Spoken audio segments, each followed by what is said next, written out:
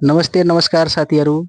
तपाईहरुलाई स्वागत छ मेरो ब्लगमा। आज हामी मन्दिरको दर्शन गर्न जाँदैछौँ। कुन मन्दिरको दर्शन गर्न जाँदैछौँ भन्ने कुरा तपाईहरुले आफै थाहा पाउनुहुन्छ। यदि भिडियोलाई अन्त्यसम्म हेर्नुहुन्छ भने तपाईहरुले पनि मन्दिरको दर्शन गर्न पाउनुहुनेछ।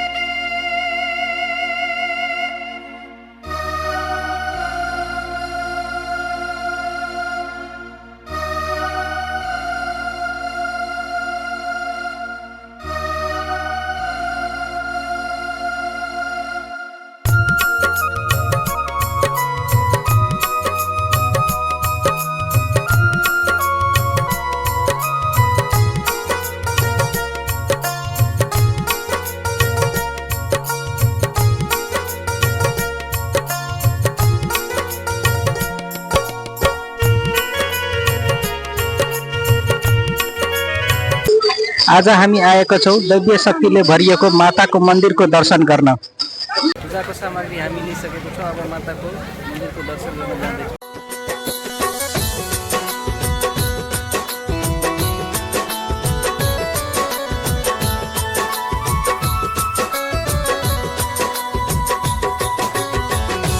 नेपाल एक धार्मिक दृष्टिकोणले दैवीय भूमि हो। देश नेपालमा विभिन्न किसिमका मठ मन्दिरहरू रहेका छन्, जसमध्ये हाम्रो कोशी प्रदेशको मोरङ जिल्लाको रङ्गेली नगरपालिकामा रहेको संसारी माताको मन्दिर पनि एक मानिन्छ।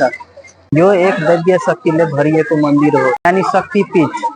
यहाँ मनोकामना माग्नेहरूको मनोकामना अवश्य पूरा हुने गर्छ।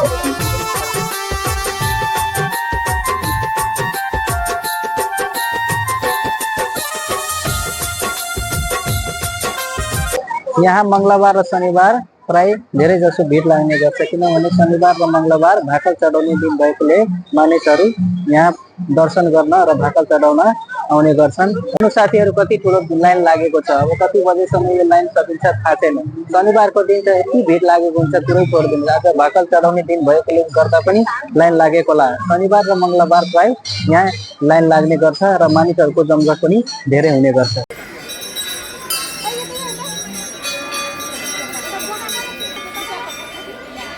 साथीहरू म दर्शन गरेर बाहिर आइसकेको छु।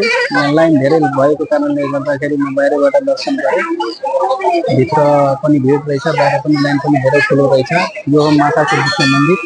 यहाँ हेर्नुहुन्छ माताको प्राकृतिक बाटो उत्पत्ति भएको कारणले गर्दा माताको मन्दिरमाथि कुनै पनि छाना लगाइएको छैन। माता प्राकृतिकमै रमाउन चाहनुहुन्छ, मकै बस्न चाहनुहुन्छ, प्राकृतिकै छारीमा बस्न चाहनुहुन्छ। त्यही कारणले गर्दा माताको मन्दिरमाथि कुनै पनि छाना लगाइएको छैन। सुने अनुसार यहाँ धेरै वर्ष पहिले एउटा ठुलो जङ्गल थियो र यहाँका गोठालाहरूले आकाशवाणी सुने। आकाशवाणीमा के सुने भने यहाँ गुफा रहेछ र त्यस गुफाभित्र माता विराजमान हुनुहुन्छ भन्ने सुनेपछि त्यही दिनदेखि, त्यही समयदेखि यहाँ पूजापाठ सुरु गरिएको भन्ने भनाइ छ।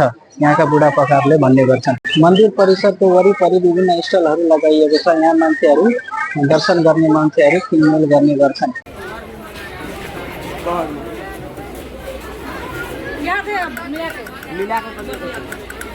एउटा चलन के रहेछ भने जति पनि भाकलको रूपमा बलि दिइन्छ एउटा पनि घर लान पाइने चलन बनाइएको छैन। यही प्रसादीको रूपमा वितरण गर्ने वा सकाएर मात्र घर जाने चलन रहेको छ।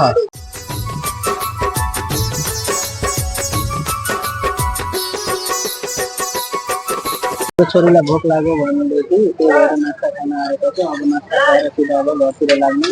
आजको ब्लग अब घर पुगेर नै अन्त्य हुन्छ। कसैले लाँदैन।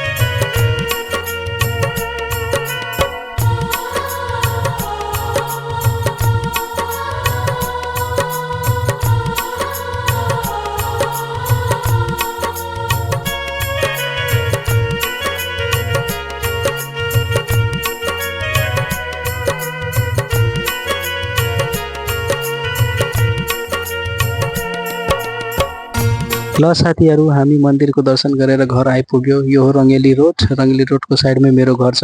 अब तपाईँहरूसँग छिट्टै नयाँ ब्लगमा भेट हुने नै छ। तबसम्मको लागि टाटा बाई बाई।